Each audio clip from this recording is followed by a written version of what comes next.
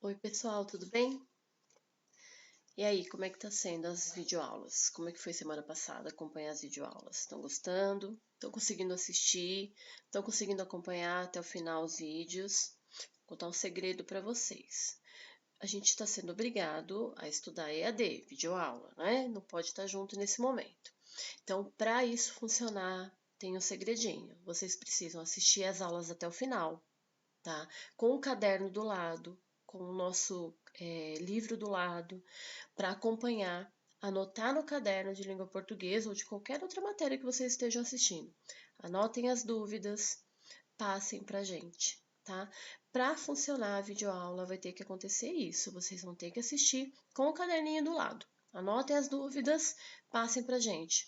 Ou podem passar aqui no vídeo, ou podem passar pelo positivo on. Isso é muito importante, porque as dúvidas vão surgir na hora e eu não estou lá na hora para tirar com vocês. Então, vocês anotem, passem para mim que eu vou tirar assim que eu verificar a dúvida lá, o comentário, ou eu ver no positivo on, eu já mando para vocês a resposta.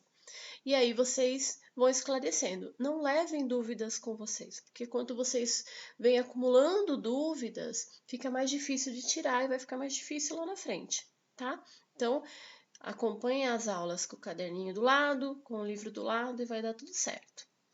Bom, a semana passada a gente trabalhou gêneros textuais e trabalhou também duas videoaulas de gramática, então são mais densas, um pouco mais difíceis, com coisinhas, regrinhas que tem que decorar, que não tem como, tem que trabalhar com exercícios, rever exercícios. Então hoje eu trouxe para vocês uma aula um pouco mais leve. A gente vai falar do nosso capítulo 3, que a gente falou sobre fábula. Vamos dar uma olhadinha? Bom, fábulas são textos ficcionais que apresentam verdades universais sobre o caráter humano com o objetivo de propiciar reflexão. O que é isso? São textos que não são uma história de verdade, que vão falar sobre comportamentos das pessoas para levar a gente a refletir se aquilo é certo ou não. Tá? Então, são textos breves, narrados geralmente em terceira pessoa, que o narrador é observador, ele vai ver o que está acontecendo. Geralmente não é o personagem, tá?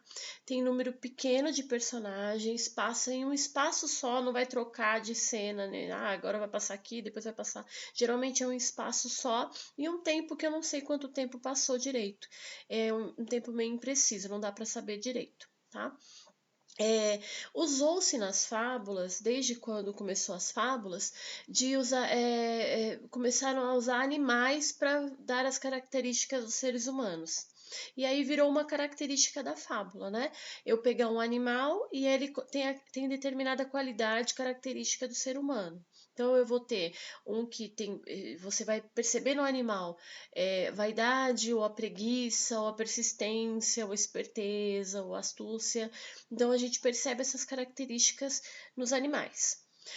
Mas o uso dos animais, apesar de ser característica da fábula, ele não é exclusivo. Então, tem fábulas que eu não vou usar animais, que eu vou usar objetos, pessoas, elementos da natureza, seres sobrenaturais e outros. A gente viu a fábula do vento e o sol, que usava elementos da natureza. E a gente viu outras também. A primeira que a gente viu, o velho e a cobra, se eu não me engano. E ele tem o velho e tem o camponês e a cobra. Ele tem um camponês, que é um senhor, e uma cobra. Então, também usa pessoas. E a última que a gente viu, que é a lebre tartaruga, então essa é bem característica dos animais. Êxopo, bom, Êxopo é considerado o pai das fábulas, né? Grande número de fábulas é atribuída a ele. Ela chegou até a gente porque ela é recontada. Então as pessoas vão escrever livros e vou escrever sobre as fábulas de Êxopo e coloca lá reescritas das fábulas, sem fugir da história inicial. Então diz, né? Acredita-se que ele foi um escravo que viveu na Grécia no século 6 a.C. Mas algumas pessoas dizem que talvez ele nem tenha existido, porque não tem nenhum documento, nada que comprove realmente que ele tenha existido ou não. Entre as fábulas mais famosas, eu pus alguns exemplos, né? A lebre e a tartaruga, o leão e o rato, a cigarra e a formiga, a raposa e as uvas. Então, todas essas são atribuídas a ele. Também tem algumas de Jean de La Fontaine, que também é bem conhecido por escrever fábulas. E brasileiros, a gente tem Monteiro Lobato e o Milor Fernandes, que são dois escritores também que não só reescrevem, mas escrevem também fábulas aqui no Brasil. Bom, como funciona a organização do texto da fábula, né? Ela é uma narrativa, então ela vai ter duas partes. Primeiro a história, que é a narrativa mesmo, e depois a moral, que é um ensinamento, é uma lição que a gente vai tirar daquilo, é uma lição pronta, né? Que aí a gente lê e fala, ah, é verdade. Ou também tem as fábulas que elas não têm a moral no final, mas a gente consegue deduzir pela história qual que é. Então, se eu pedir, me fale a moral de tal fábula, você vai falar, tá falando tal coisa. Então, a gente consegue criar uma moral. Então, essa narrativa, essa fábula, ela vai estar com uma situação inicial, né, que é onde vai descrever os personagens, o início da história. Aí vai acontecer alguma coisa que vai quebrar essa situação inicial. Tá? Um acontecimento que vai mudar um pouco a situação inicial. E aí vai surgir o conflito, que é um problema, que é alguma coisa que tem que ser resolvido ali na fábula. Aí vai ter o clímax, que é o ponto alto, que é a parte mais tensa, que a gente fala, e agora o que vai acontecer? E aí, por último, o desfecho, que é o momento que vai dar uma solução e algumas vezes não dá a solução. Pode acontecer de ficar em aberto, que aí vai dar o final da história. Então, essa é a estrutura que a gente consegue ver numa fábula. A gente fez até alguns exercícios sobre isso. E por último, não menos importante, eu tenho a sugestão de atividades para vocês.